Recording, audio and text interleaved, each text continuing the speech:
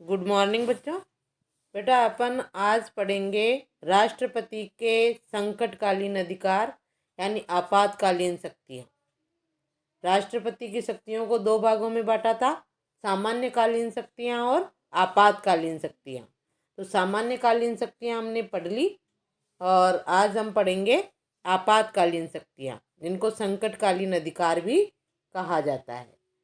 ठीक है, तो उसमें कि संकटकालीन अधिकारों की घोषणा उद्घोषणा कैसे करते हैं और उनके क्या प्रभाव है और व्यवहार में उनका कैसे उपयोग किया जाता है राष्ट्रपति द्वारा। तो जैसे हमें पता है कि देश का प्रमुख राष्ट्रपति होता है और संविधान के अनुसार शासन की समस्त शक्तियां राष्ट्रपति के पास होती है, लेकिन संसदात्मक शासन व्यवस्था होने के कारण वो सामान्यकालीन स्थिति में उन शक्तियों का प्रयोग नहीं करता है, वो प्रधानमंत्री और मंत्रिपरिषद से करवाता है।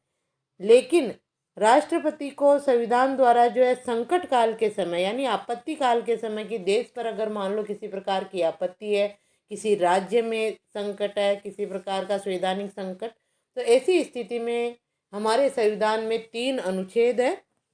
अनुच्छेद 352, अनुच्छेद 356 और अनुच्छेद 360। तो इन अनुच्छेदों के तहत जो है राष्ट्रपति अपनी आपातकालीन शक्तियों का प्रयोग करता है और उस समय शासन की समस्त शक्तियां, राष्ट्रपति शासन लागू करना भी कहते हैं इसको, राष्ट्रपति शासन लागू होता है और उस समय शासन की समस्त शक्तियां राष्ट्रपति के पास आ जाती है।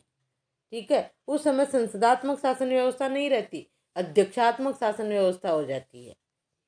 और उस समय हमारा राष्ट्रपति ब्रिटेन के राष्ट्रपति की तरह नहीं, अमेरिका के राष्ट्रपति की तरह हो जाता है। कब? जब वो अपने संकटकालीन अधिकारों का प्रयोग करता है। ठीक है, संकटकालीन अधिकारों का अनुच्छेद कौन कौन से हैं इसके लिए? अनुच्छेद 352, 356 और 360। ये अनुच्छेद आपको याद रखने होंगे। अनुच्छेद 352, अनुच्छेद 356 और अनुच्छेद 360 के तहत जो है राष्ट्रपति को हमारे संविधान द्वारा तो राष्ट्रपति की संकटकालीन शक्तियां या अधिकार, उद्घोषणा, प्रभाव एवं व्यवहार में उपयोग। संकट की स्थिति का सामना करने के लिए संविधान द्वारा राष्ट्रपति को विशेष शक्तियां प्रदान की गई है। वर्तमान समय में संविधान के संकटकालीन प्रावधानों की स्थिति निम्न प्रकार है। अनुच्छेद आपको याद रखने होंगे, अनुच्छेद 352, 356 और 360 के तहत। तो किताब खोल लो, आप भी ध्यान दो। युद्ध पहला, संकट काल की स्थिति कौन सी परिस्थितियों में देश में पैदा होती है? उसमें पहला है युद्ध, बाहरी आक्रमण या आंतरिक अशांति की स्थिति से संबंधित संकटकालीन व्यवस्था, जो संविधान के अनुच्छेद 352 में है। यहाँ ही लिख लो, आप यहाँ लिखो अनुच्छेद 352। ठीक है, यहाँ लिखना आपको।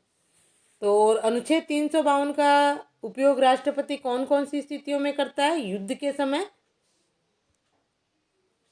समय, बाहरी आक्रमण के समय या आंतरिक अशांति की स्थिति में राष्ट्रपति अनुच्छेद 352 का उपयोग करता है। इसकी संकटकालीन शक्ति है राष्ट्रपति के अनुच्छेद 352 में। कौन सी परिस्थितियों में? युद्ध, बाहरी आक्रमण या आंतरिक अशांति के समय।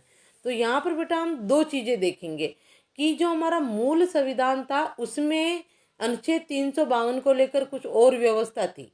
ठीक है, लेकिन बाद में इसमें संशोधन किया गया और वर्तमान में इसमें थोड़ी अलग व्यवस्था है। तो यहाँ पर हम दोनों को देखेंगे कि मूल संविधान में अनुच्छेद 352 के तहत क्या व्यवस्था की गई है और ये 44वां संविधान संशोधन के तहत जो है वर्तमान में अनुच्छेद 352 का प्रयोग राष्ट्रपति कैसे करता है। तो देखो, मूल संविधान के अनुच्छेद 352 में व्यवस्था थी कि यदि राष्ट्रपति को समाधान हो जाए कि युद्ध, बाहरी आक्रमण या आंतरिक अशांति के कारण भारत या उसके किसी भाग की शांति या व्यवस्था नष्ट होने का भय है, तो यथार्थ रूप से इस प्रकार की परिस्थिति उत्पन्न होने पर या इस प्रकार की परिस्थिति उत्पन्न होने की आशंका होने पर राष्ट्रपति संकटकालीन व्यवस्था की घोषणा कर सकता था। देखो, मूल संविधान में अनुच्छेद 352 में ये व्यवस्था थी कि यदि राष्ट्रपति को समाधान हो जाए, समाधान यानी आशंका हो जाए, उसको ऐसा लगे कि युद्ध, बाहरी आक्रमण या आंतरिक अशांति, ये तीन चीजें थी मूल संविधान में। युद्ध, कि युद्ध हो रहा हो, या फिर बाहरी आक्रमण की संभावना हो, या देश के भीतर ही आंतरिक अशांति फैल गई हो, देश में ही आपस में लड़ रहे झगड़ रहे हो। तो ये तीन स्थितियां, इन तीन स्थितियों का प्रकट हो जाना या उसका आभास राष्ट्रपति को हो जाता है, इन तीनों का, तो ऐसी स्थिति में राष्ट्रपति संकटकालीन व्यवस्था की घोषणा कर सकता था। ठीक है, ये मूल संविधान में लिखा हुआ था। और उस समय क्या था कि संसद की स्वीकृति के बिना भी यह घोषणा 2 माह तक लागू रहती, और संसद से स्वीकृति हो जाने पर शासन इसे जब तक लागू रखना चाहता रख सकता था। ठीक है, यह यहाँ तक आपके मूल संविधान में जो लिखा हुआ वो है, यहाँ तक शुरू से लेके, कि ये अगर राष्ट्रपति को ऐसा आभास हो जाए, ऐसी आशंका हो जाए कि युद्ध होगा या युद्ध शुरू हो जाता है, या फिर बाहरी आक्रमण की आशंका होती है, या देश के भीतर ही आंतरिक अशांति की स्थिति पैदा हो जाती है, या राष्ट्रपति को उसकी आशंका हो जाती है, दोनों ही स्थितियों में राष्ट्रपति जो है राष्ट्र संकटकालीन व्यवस्था की घोषणा कर सकता था। जिसको जो कर देता ना घोषणा, उसको संसद की स्वीकृति के बिना 2 माह तक वह घोषणा लागू रह सकती थी। ठीक है, और संसद की स्वीकृति मिल जाने पर राष्ट्रपति जब तक चाहता तब तक उसको लागू रख सकता था, और स्थितियां सामान्य हो जाने पर राष्ट्रपति उसको खुद ही समाप्त कर देता था। घोषणा की समाप्ति की घोषणा, आपातकाल के समाप्ति की घोषणा कर देता था। ऐसा किसमें था लिखा हुआ? हमारे मूल संविधान में। जो संविधान हमारे 26 जनवरी 1950 को लागू हुआ था, उस संविधान में ये लिखा हुआ था। लेकिन 44वां संविधान संशोधन हुआ 1978 में। ठीक है, और उसमें इसमें कुछ परिवर्तन कर दिया गया। तो देखो, 44वें संविधान संशोधन के बाद वर्तमान समय में इस संबंध में व्यवस्था निम्न प्रकार है। पहला, आपको ये भी ध्यान रखना, आपसे ये अलग से भी पूछा जा सकता है कि अनुच्छेद 352 में 44वें संविधान संशोधन के तहत क्या परिवर्तन किया गया, या वर्तमान में राष्ट्रपति को अनुच्छेद 352 के अनुसार क्या शक्तियाँ प्राप्त है। तो देखो, परिवर्तन क्या क्या किए गए उसमें है। प्रथम परिवर्तन है ना, वर्तमान समय में इस संबंध में व्यवस्था निम्न प्रकार से। अब क्या करना होता है कि अब इस प्रकार का आपातकाल, युद्ध, बाहरी आक्रमण या सशस्त्र विद्रोह तथा इस प्रकार की आशंका होने पर ही घोषित किया जाएगा। केवल आंतरिक अशांति के नाम पर आपातकाल घोषित नहीं किया जा सकता। 44वें संविधान संशोधन में ये व्यवस्था की गई कि युद्ध, बाहरी आक्रमण या सशस्त्र विद्रोह हो जाता है दूसरे देशों से, ऐसी स्थिति में ही राष्ट्रपति आपातकाल की घोषणा कर सकता है, यानी अनुच्छेद 352 का प्रयोग कर सकता है। देश में आंतरिक अशांति के समय राष्ट्रपति आपातकाल की घोषणा नहीं कर सकता, जबकि मूल संविधान में आंतरिक अशांति के समय भी कर सकता था। ठीक है, तो पहले परिवर्तन में आंतरिक अशांति को हटा दिया गया। दूसरा देखो, द्वितीय, राष्ट्रपति द्वारा अनुच्छेद 352 के अंतर्गत आपातकाल की घोषणा तभी की जा सकेगी जबकि मंत्रिमंडल लिखित रूप में राष्ट्रपति को परामर्श दे। पहले राष्ट्रपति को आभास हो जाता था युद्ध का, बाहरी आक्रमण का, इनका आशंका पैदा हो जाती थी, या युद्ध शुरू हो गया ऐसा हो जाता था, तो भी राष्ट्रपति आपातकाल की घोषणा कर देता था, और वो 2 माह तक लागू हो रहती थी। बिना मंत्रिपरिषद की, मंत्रिमंडल के परामर्श के ही राष्ट्रपति को अधिकार था कि वो आपातकाल की घोषणा कर देता था युद्ध और बाहरी आक्रमण के समय।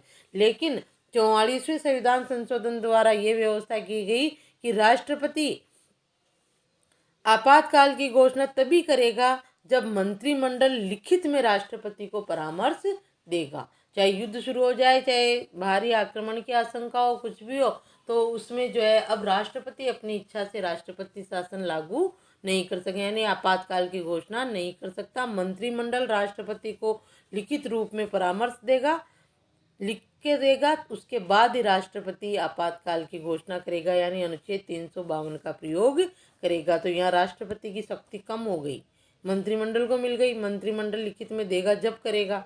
ठीक है, तो दूसरा परिवर्तन ये अनुच्छेद संविधान संशोधन 44 के अनुसार। तृतीय देखो, तीसरा परिवर्तन क्या, घोषणा के 1 माह के अंदर संसद के विशेष बहुमत, पृथक पृथक सदन के दोनों सदनों के कुल बहुमत एवं उपस्थित और मतदान में भाग लेने वाले सदस्यों के 2/3 बहुमत से इसकी स्वीकृति आवश्यक होगी और इसे लागू रखने के लिए प्रति 6 माह बाद स्वीकृति आवश्यक होगी। तीसरी व्यवस्था यह है, उसमें पहले क्या था कि राष्ट्रपति आभास होने पर ही लागू कर देता था और 2 महीने तक लागू रहता था। ऊपर देखो, 2 महीने तक वो लागू रहता था और 2 महीने के भीतर जब वो संसद उसको जो है 2 माह तक लागू रहती और जब उसको संसद की स्वीकृति मिल जाती तो राष्ट्रपति जब तक चाहे तब तक उसको लागू रख सकता था। किसको? आपातकाल को। 2 महीने तक तो बिना स्वीकृति के ही घोषित कर देता था, रहती थी, लेकिन 2 महीने के अंदर संसद से स्वीकृति हो जाने पर जब तक चाहे तब तक रख सकता था। ऐसी व्यवस्था थी मूल संविधान में। लेकिन अब परिवर्तन हो गया और अब क्या हो गया कि पहले मंत्रिमंडल लिखित में परामर्श देगा और उसके बाद भी घोषणा के 1 माह के अंदर संसद से, मंत्रिमंडल अलग चीज हम पढ़ रहे हैं, ठीक है, मंत्री बने हुए हैं संसद से, गए हुए 30% लोग मंत्री परिषद में होते हैं, उससे भी कम मंत्रिमंडल में होते हैं, कैबिनेट स्तर के मंत्री, तो वो परामर्श देते हैं। उसके बाद तो राष्ट्रपति शासन वो आपातकाल की घोषणा करेगा और घोषणा करने के भी 1 माह के अंदर, संसद के विशेष बहुमत से संसद के दोनों सदनों में अलग अलग 2/3 बहुमत से उसको स्वीकृति मिलनी आवश्यक होगी, तब वो रख सकता है। संसद भी स्वीकृति देगी 1 महीने के अंदर अंदर। अगर मंत्रिमंडल ने परामर्श दे दिया, राष्ट्रपति ने आपातकाल की घोषणा कर दी, तो 1 महीने के अंदर संसद से स्वीकृति लेनी होगी और संसद से स्वीकृति लेने के बाद भी सिर्फ 6 माह तक आपातकाल लागू रह सकता है। पहले हमने पढ़ा कि 2 महीने के अंदर संसद से स्वीकृति लेनी थी और संसद से स्वीकृति मिलने के बाद राष्ट्रपति जब तक चाहे तब तक उसको लागू रख सकता था और बाद में अपनी इच्छा से सामान्य परिस्थितियां हो जाने पर समाप्त कर सकता था, ठीक है। लेकिन अब ऐसा नहीं है, पहले मंत्रिमंडल उसको परामर्श देगा, उसके बाद तो वो आपातकाल की घोषणा करेगा, फिर 1 महीने के अंदर अंदर संसद से स्वीकृति लेनी होगी, वो भी दोनों सदनों के अलग अलग 2/3 बहुमत से स्वीकृति देनी होगी, ठीक है। और उसके बाद भी सिर्फ 6 महीने तक आपातकाल लागू रह सकता है। 6 महीने बाद अगर दोबारा लगाना है तो फिर संसद से स्वीकृति लेनी होगी 1 महीने के भीतर और दोबारा 6 माह तक लगाया जा सकता है। ऐसी परिस्थिति हो गई है तीसरे परिवर्तन में, संशोधन में।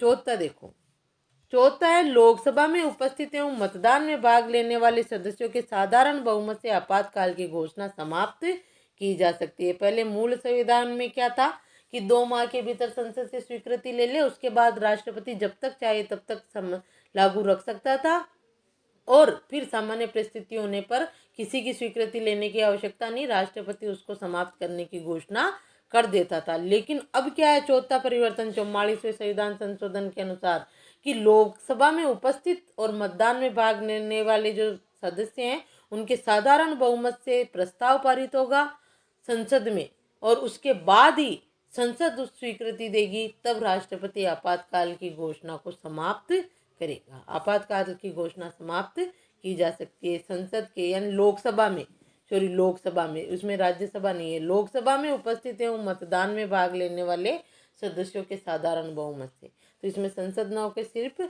लोकसभा उसको जो है साधारण बहुमत से प्रस्ताव पारित करके राष्ट्रपति को स्वीकृति देगी, उसके बाद राष्ट्रपति जो है आपातकाल की घोषणा समाप्त कर सकता है, ठीक है। तो ये 44वें संविधान संशोधन के बाद ये परिवर्तन हो गए, इसमें संशोधन हो गया, ठीक। तो आपको दोनों याद रखना है कि मूल संविधान में क्या व्यवस्था थी और 44वें संविधान संशोधन के अनुसार क्या व्यवस्था है। तो पहला परिवर्तन तो कि आपातकालीन स्थिति में अब उसमें आंतरिक अशांति के समय राष्ट्रपति आपातकाल की घोषणा नहीं कर सकता।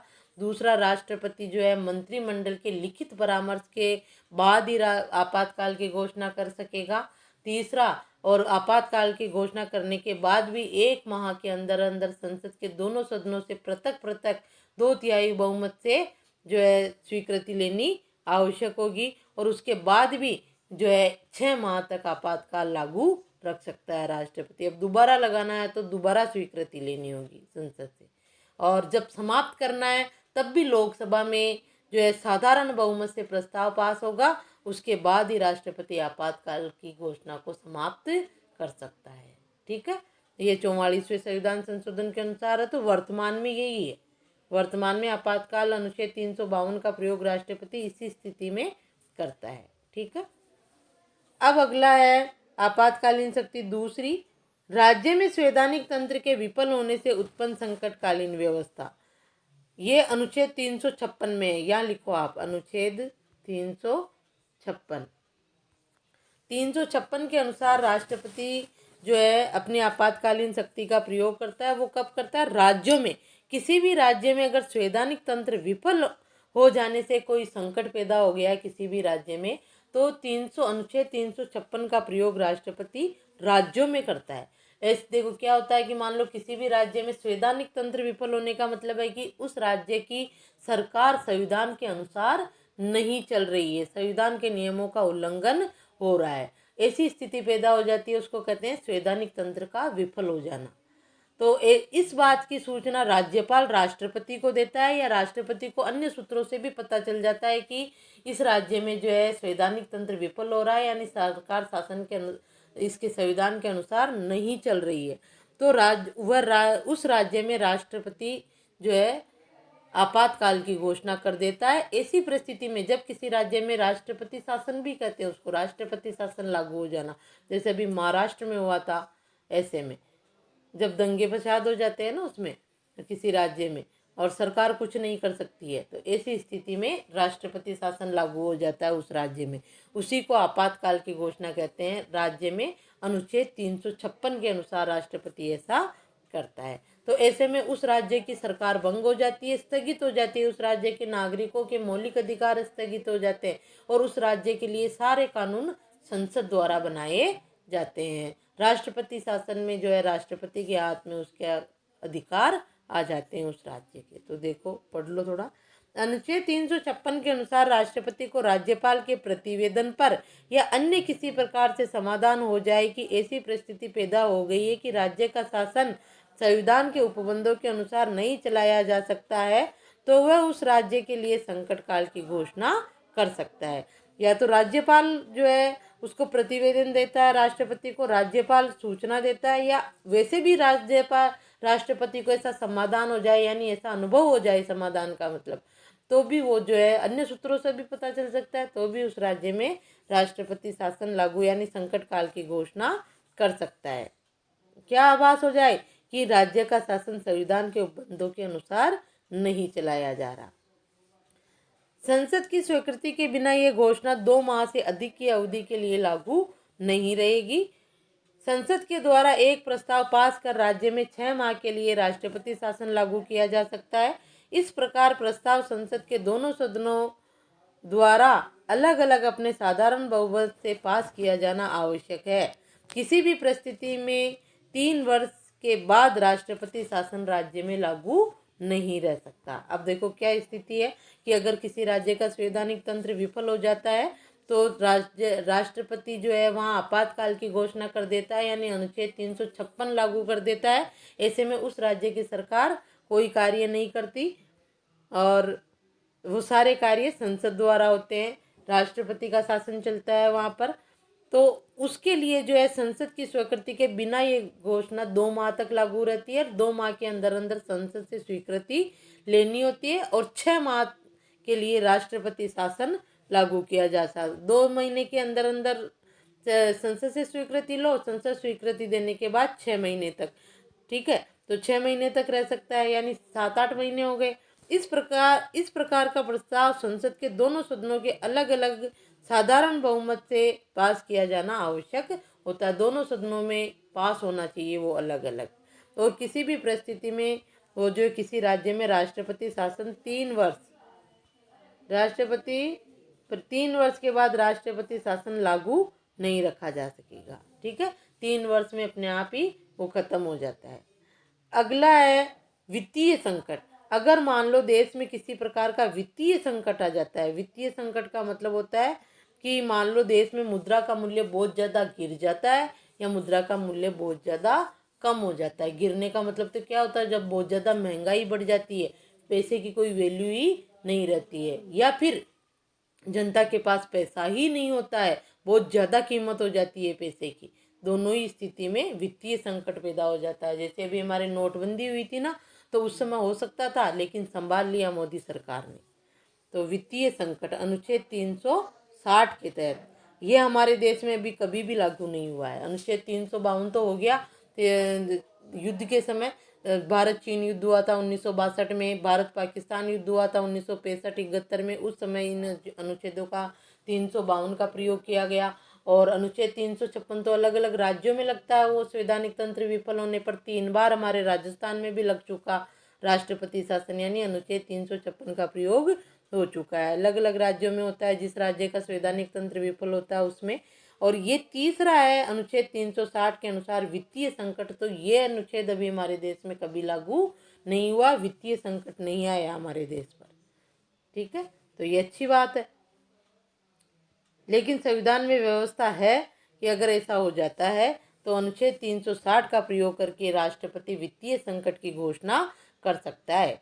अनुच्छेद 360 के अनुसार जब राष्ट्रपति को यह विश्वास हो जाए कि ऐसी परिस्थितियां उत्पन्न हो गई है जिनसे भारत की वित्तीय स्थायित्व या साख का खतरा है, तो वह वित्तीय संकट की घोषणा कर सकता है। ऐसी घोषणा के लिए भी वही अवधि निर्धारित है जो प्रथम संकट की घोषणा के लिए है। उसके लिए भी वही कि एक बार घोषणा कर दे तो 1 महीने के अंदर अंदर संसद की स्वीकृति लेनी होती है। उससे पहले मंत्रिमंडल का लिखित में परामर्श लेना होता है, जो उसके लिए पड़े ना अपने अनुच्छेद 44 के वो संविधान संशोधन 1944 के बाद जो परिवर्तन हुई, वही सारी व्यवस्था इसके लिए है। ठीक है, तो ये हो गए आपके राष्ट्रपति की आपातकालीन शक्तियाँ, जो आपके लिए बेटा वेरी वेरी इंपॉर्टेंट है, क्योंकि सामान्यकालीन शक्तियाँ बोर्ड में आ चुकी है, आपातकालीन शक्तियाँ अभी तक आई नहीं है। तो आपको इनको अच्छे से याद करना है।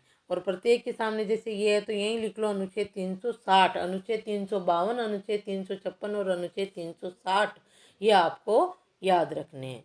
पहला अनुच्छेद 352 का प्रयोग देश में होता है। देश के किसी भी भाग में अगर ऐसी युद्ध और बाहरी आक्रमण की स्थिति हो जाती है तो, या पूरे देश में भी लगाया जा सकता है। उस समय देश के नागरिकों के मौलिक अधिकार समाप्त हो जाते हैं।